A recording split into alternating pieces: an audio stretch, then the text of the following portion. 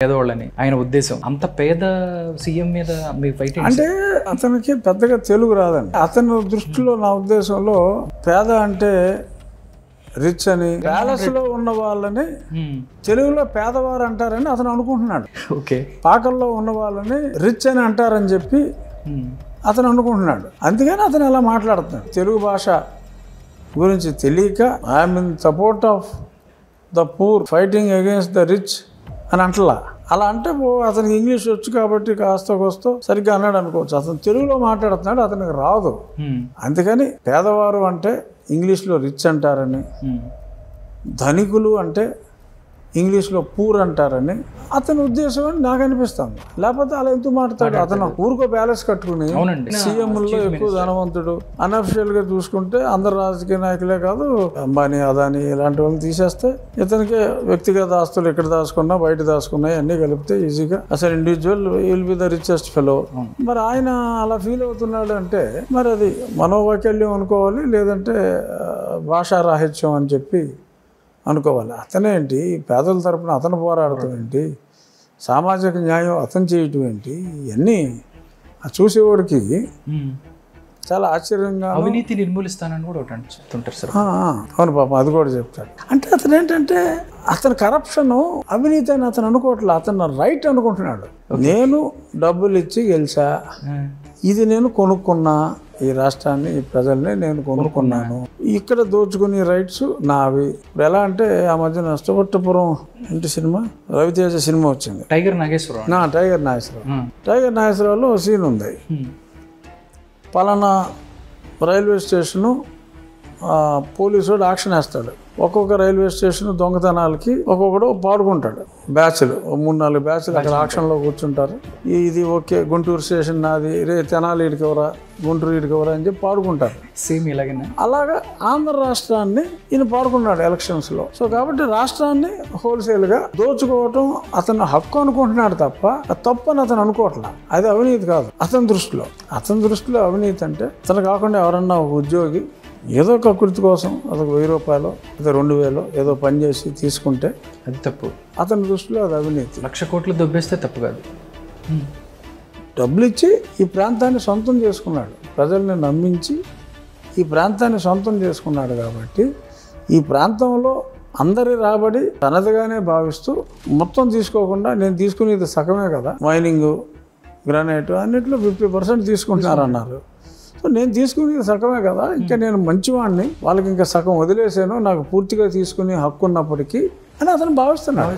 Delhi liquor scam లో సిసోడియా లాంటి నాయకుల్ని అరెస్ట్ చేశారు, కవిత గారిని కూడా అరెస్ట్ చేయబోతున్నారు అని అనుకున్నారు. కానీ అంతకన్నా పెద్ద స్కామ్, లిక్కర్ స్కామ్ ఆంధ్రప్రదేశ్లో ఉంది. కానీ కేంద్రం పట్టించుకోవటం లేదు. అసలు ఒకవేళ ఏదైనా జరిగితే ఇక్కడ పెద్ద పెద్ద తలకాయలు లోపలికి వెళ్ళే అవకాశం ఉందని ప్రజల్లో మాట్లాడుకుంటున్నారు. దీని మీద మీరేమంటారు? అక్కడ అంతా పోగు చేస్తే 100 కోట్లు స్కాము, ఇక్కడ 2 రోజులకి ఒక 100 కోట్లు.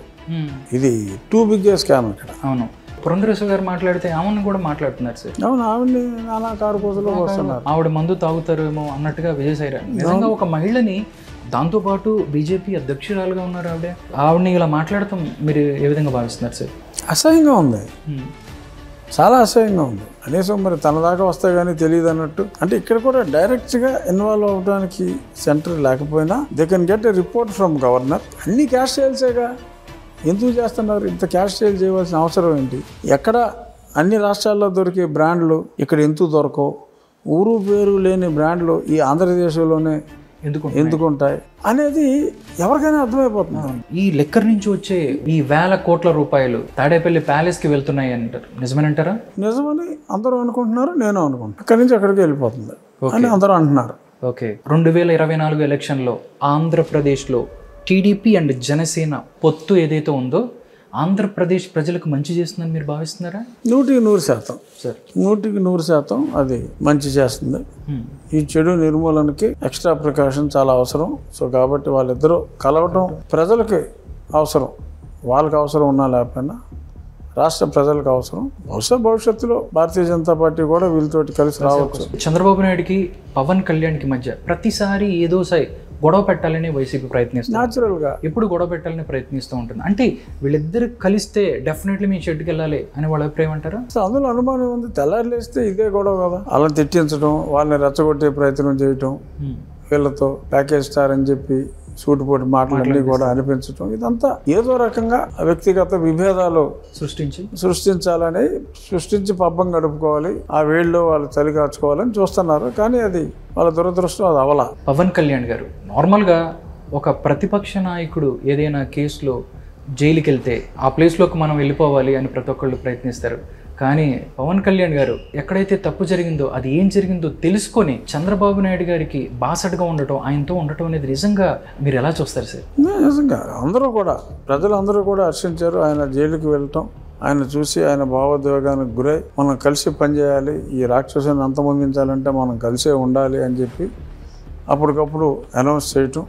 ఆ తర్వాత ఇటొక ఆరుగురు అటొక ఆరుగురిని ఏర్పాటు చేసుకుని సమావేశాలన్నీ వీక్లీ ఒక మీటింగ్ లాగా పెట్టుకోవడం, ఇదంతా ప్రజలకి ఒక మంచి రాబోయే రోజులు డెఫినెట్గా మనం ఈ రాక్షసుని వదిలించుకుంటాం అని ఒక ధైర్యాన్ని, ఒక బ్రతుకు మీద ఒక ఆశని కలిగించడం అనటంలో ఎటువంటి సందేహం లేదు. ఆయన నిస్వార్థంగా పవన్ కళ్యాణ్ గారు ఇది ఒక అవకాశం లాగా కాకుండా ఆయన ఆలోచనతో ముందుకెళ్ళటం అనేది ఆయన్ని అభినందించి తీరాలి. ప్రజలందరూ కూడా ఆయన్ని అభినందించాలి. ఆ విషయంలో అందరినీ జైలుకి పంపిస్తారు, వాళ్ళైతే ఎవరు నచ్చలేదు వాళ్ళందరినీ జైలుకి పంపిస్తారు. రామోజీరావు గారి ఇష్యూ కూడా ఎప్పుడో పాత కేసు ఒక దాన్ని తీసుకొని వచ్చి అసలు కేసే కాదు అది, జైలుకి పంపించాలనే ప్రయత్నం, దీన్ని మరీ సైకోయిజం అంటారా? అంతకంటే బెటర్ టైటిల్ లేదు కాబట్టి దాంతో సరిపెట్టుకోవచ్చు.